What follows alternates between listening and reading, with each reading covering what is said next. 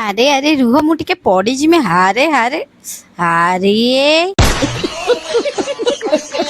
ଏମିତି ଘୁରାଘୁରି କରିବାର କାହାଣୀ କଣ ଆପଣ ମାନେ ଜାଣିଛନ୍ତି? କାହିଁକି ନା ଆଜି ଏ ଦୁଷ୍ଟ ବାଳକଟିର ଜନ୍ମଦିନ। ଆଜି ସକାଳୁ ସକାଳୁ ସୁନ୍ଦର ସୁନ୍ଦର ଖାଇବା ସହିତ ଗୋଟେ ଛୋଟିଆ ହାପି ବର୍ଥଡେ ବି ମୁଁ କହିଦେଲି। ସକାଳୁ ସକାଳୁ ମୋର ଏଇ ଆଦର ଗୁଣ ଦେଖି ମୋ ସ୍ୱାମୀ ମତେ ଆଜି କହିଲେ ତମେ ମତେ ବର୍ଥଡେ ଗିଫ୍ଟ ଦେବା ଦରକାର ନାହିଁ, ମୁଁ ତମକୁ ଆଜି ଗୋଟେ ଗିଫ୍ଟ ଦେବି। ମୁଁ ଅତ୍ୟନ୍ତ ଖୁସି ହେଇଗଲି। कितने तेजस्वी लोग हैं हमारे पास, कितने शानदार विचार रखते ସତରେ हैं। ମୋର ଏଇଭଳିଆ ଚିନ୍ତାଧାରା ପାଇଁ ମୁଁ ଡେଲି ଗାଳି ଖାଉଛି। ହେଲେ ଦେଖିଲେ ମୋ ମନରେ କଣ ଟିକେ ହେଲେ ଗର୍ବ ଅଛି? ଟିକେ ହେଲେ ଗର୍ବ ନାହିଁ। ଆପଣ ମାନେ ଖୋଜିକି ବି ପାଇବେନି ତ ଆଉ।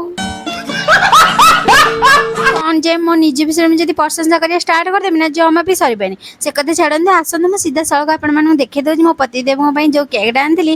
ମୁଁ ତା ଦେହରୁ ଟେଷ୍ଟ ଅଧେ କେକ୍ କରିଦେଇଛି, ଯୋଉ ବାକିଟା ବଞ୍ଚିଛି ସେଇଟା ହଉଛି ତାଙ୍କ ନାଁଟା ରହିଛି ବୋଲି ମୁଁ କାଟିଲିନି। ସିଏ ନିଜେ କାଟିବେ, ଏଇଟାକୁ କାଟିକି ମତେ ଖାଇବାକୁ ଦେବେ। କେକ୍ ଦେଖି ପତିଦେବ ମୋର କହୁଛନ୍ତି ଆଉ ଏତିକି କାହିଁ ରଖିଲ, ସବୁଟା ଟେଷ୍ଟ କରିଦେଲ। ଏମିତି କେମିତି କରିଥାନ୍ତି?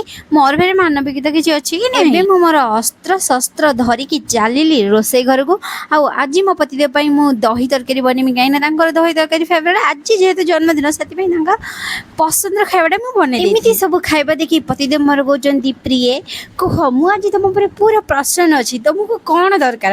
ମୁଁ କହିଲି ସ୍ୱାମୀ ଦେବ ମତେ କିଛି ଦରକାର ନାହିଁ, ଖାଲି ମତେ ଶାଢ଼ୀ ଚୁଡ଼ି ଭଲ ଭଲ ଡ୍ରେସ୍ କିଣିକି ଦିଅ, ମୋର ଆଉ କିଛି ଦରକାର ନାହିଁ। ପତିଦେବ ଏଇ କଥା ଯେମିତି ଶୁଣିଛନ୍ତି ଜଲ୍ଦି ଜଲ୍ଦି ଖାଇକି ପୁରା ଭାଗି ଯାଇଛନ୍ତି। କି ଚାଲିଲ ବାପ।